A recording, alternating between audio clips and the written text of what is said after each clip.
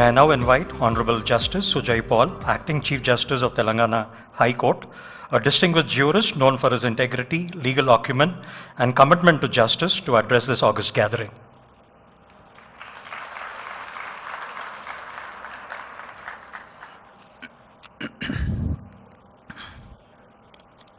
Honorable Chief Justice of India, Justice B.R. Gavai, Honorable Justice P.S. Narasimha, Judge, Supreme Court of India, my esteemed colleagues from Telangana and the Andhra Pradesh High Court, Honorable former judges, the learned Advocate General, respected Vice Chancellor, the members of the Academia, the ladies and gentlemen, students, the lawyers, the members of the Bar Council.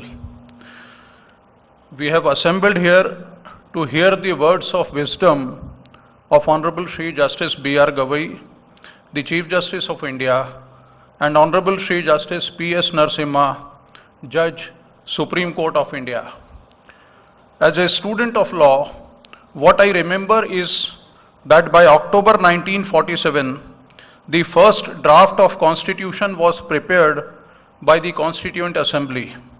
However, after 2.5 years of intense debate and discussions in the Constituent Assembly, the Constitution of India was finalized on 26 November 1949. In the Constituent Assembly, the common concern of members was whether our Constitution is being drafted in the right direction or not, because it was going to be the roadmap for a new nation for years to come. Addressing such common concerns, Dr. B.R.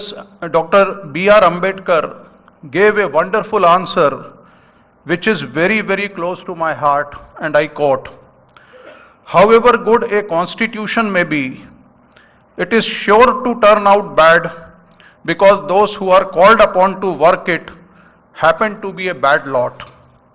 However bad a constitution may be, it may turn out to be good if those who are called to work it happen to be a good lot." Very important thing which Dr. Ambedkar said, the working of a constitution does not depend wholly upon the nature of the constitution. A leading Commonwealth historian of that time was not impressed by Indian Constitution. While delivering a lecture on India's Constitution at the University of Madras in the year 1951, Sir Ivor Jennings described the Indian Constitution as too long, too rigid, and too prolix, and said that dominance in the Constituent Assembly of lawyers, politicians had contributed to its complexity. He criticized the Constitution of India as truly oriental display of Occidental constitutionalism.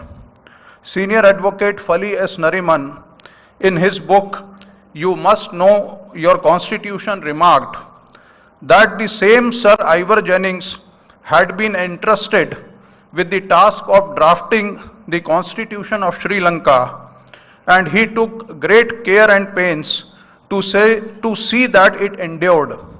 But the Constitution of Sri Lanka lasted for only 14 years, which only goes to show that a finely worded document has no guarantee of success. As Dr. B.R. Ambedkar rightly said, it is only a spirit of constitutionalism that helps to keep it alive and functional. We, the people of India, adopted, enacted, and gave to ourselves the Constitution. We, the people, are also its keepers.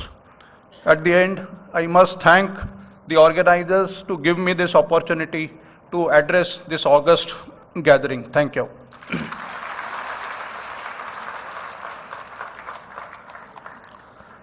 Thank you, sir, for your address that truly reaffirmed the strength of our judicial institutions and the spirit of equity.